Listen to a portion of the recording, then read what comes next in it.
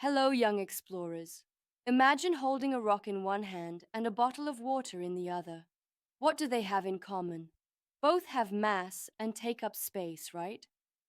This brings us to the fascinating concept of matter, anything that occupies space and has mass.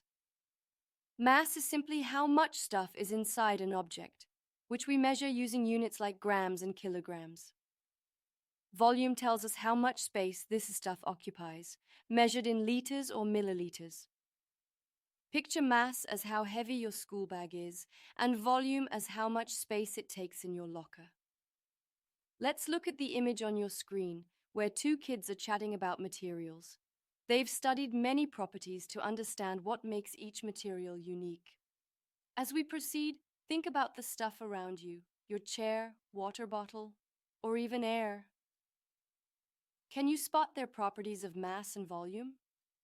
Before moving on, take 20 seconds to think. If something takes up space but has no mass, or has mass but takes no space, would it be called matter? Let's ponder this intriguing idea together. Welcome back. Now that we understand matter and its properties, let's focus on how we measure them correctly using units. The International System of Units, or SI units, is like the global language for scientists measuring mass and volume. The basic SI unit for mass is the kilogram, pronounced kilogram, and it is abbreviated as kg. Remember, there's no space between K and G in the abbreviation, and no full stop after kg unless it's the end of a sentence. For example, you'd write 7 kilograms, not 7 kilograms. When it comes to volume, we often use liters, abbreviated with an uppercase L. So 2L means 2 liters. Milliliters are written with a lowercase m and uppercase L, as in 500 milliliters. This capitalization is important to communicate clearly. The SI unit for volume is actually the cubic meter, written as m cubed, pronounced as cubic meter. 1 cubic meter is the space occupied by a cube with edges 1 meter long, and it equals 1,000 liters. So 2 cubic meters, for example, is 2 cubic meters. Remember to always include a space between the number and the unit, like 2 cubic meters, not 2 cubic meters. Let's take a moment to look on your screen showing these units and abbreviations accurately. Can you spot why we write ML and not MLO? Think about it for 15 seconds as we prepare to move ahead. As we continue our journey into matter, let's think about the cooler part, materials around us. Everything you can touch or see, whether it's water, sand, pebbles, or even a cup, is a kind of matter. Each has different properties that shape how they look and behave. For instance, water flows easily, but a pebble is hard and fixed in shape. Because of these differences, scientists classify or group materials based on their properties, much like sorting toys into cars, dolls, or blocks. This grouping helps us study and notice patterns better. Look again at the image of our two young friends. They're curious about how people in the past grouped materials without the science we know today. It turns out, even ancient peoples classified materials by what they could observe, such as if something was hard or soft, natural or man-made. Now pause and think for 20 seconds. Can you name 2 materials around you and think of one property that makes them different? Let your imagination run. Did you know that people long ago thought deeply about matter just like we do today?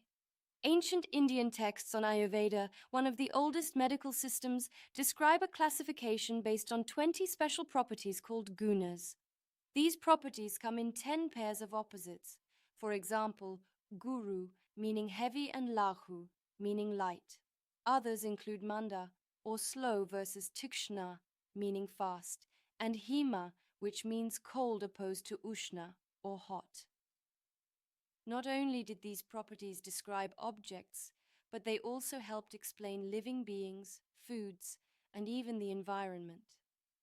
This rich system shows a scientific mind at work many centuries ago. On your screen, you can see the table listing all 10 pairs, showing both the Sanskrit word and their simple meanings. Imagine people observing the world and grouping things based on these qualities. Take 20 seconds now to ponder how some of these pairs, like hot and cold, apply to materials or food you see every day. Amazing how science connects past and present. Let's zoom in on mass, one of the two essential properties of matter. Think of mass as how much stuff is inside an object, no matter how big or small it is. We usually measure mass using a balance. This could be the weighing scale your mom uses in the kitchen. Mass is recorded in grams or kilograms. For example, a bag of rice might have a mass of 7 kilograms, pronounced 7 kilograms. What's fascinating is that mass stays the same whether you're here on Earth, on the moon, or anywhere else in space. So your 7-kilogram bag of rice has the same amount of matter no matter where it goes. Imagine that. To get a hands-on feel, try weighing some objects at home, maybe a book or a bowl of water. Think for a moment. If you cut half the rice from the 7-kilogram bag, how much mass would it have then? The answer is simple: half the mass. Mass directly tells us about quantity of matter. Keep this idea in mind as we next explore volume, the other vital property. Let's now discuss volume, another key property of matter. Volume means the amount of space an object or substance takes up. Imagine filling a glass with water. The space inside the glass filled with water is the volume of the water. We usually measure volume in liters, pronounced litres, or milliliters, which are smaller units. For example, a bottle might hold 500 milliliters of water. Measuring volume accurately requires tools like measuring cylinders, common instruments you might see in science labs. For even larger objects like a room or swimming pool, we use cubic meters, pronounced cubic meters, which measure volume in terms of length, width, and height combined. Think about your own water bottle or juice pack. Knowing volume helps us use and store liquids effectively.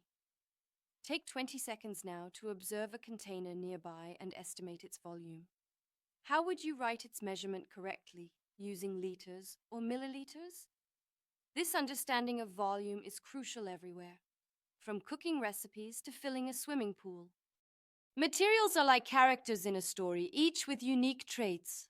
Scientists group these materials to make understanding them easier. One of the main groups is metals.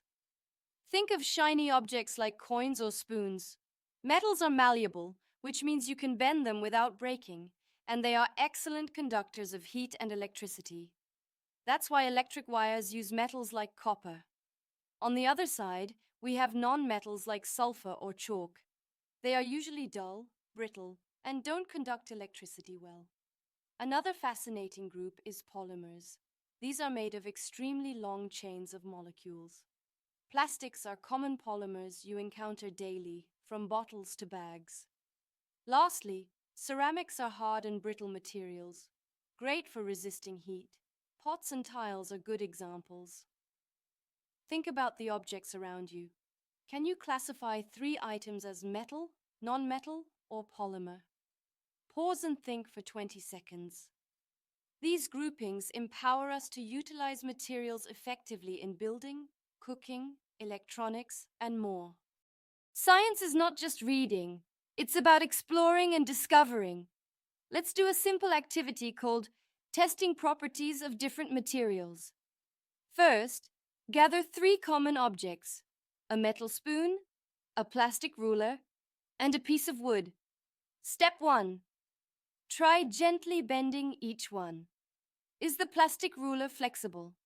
Does the metal spoon bend or stay rigid? That tells us about flexibility. Step 2.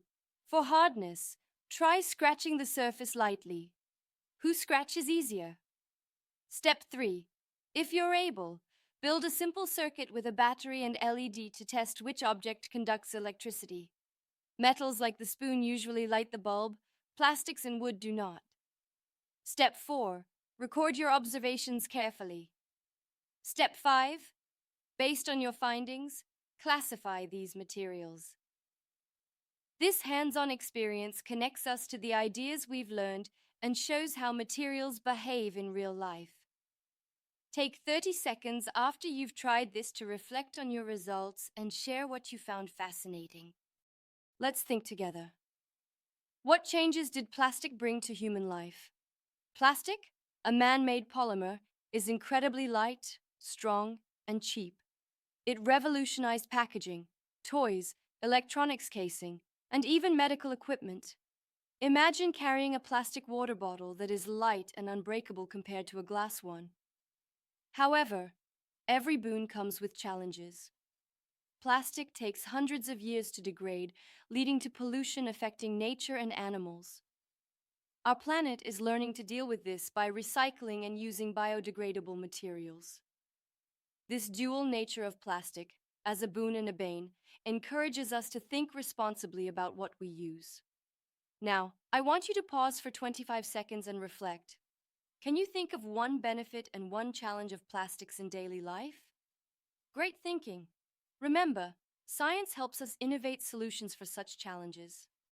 Before we conclude, let's briefly recap what we've discovered today. Matter is everywhere. Anything that has mass and occupies space, from the air we breathe to the chair you sit on. We learned how to measure mass with kilograms and grams, and volume with liters, milliliters, and cubic meters, all important to communicate accurately. Classification groups materials to help us identify patterns and use materials best. From ancient Indian Ayurveda, with its 20 gunas describing properties, to modern science, classifying metals and plastics, humans have always organized knowledge to understand the world better. Let's look at the image again. These children's conversation reminds us that curiosity drives science. Reflect for 20 seconds. How does knowing about matter and its classification help us in everyday life? Keep that curiosity alive as you explore more of science.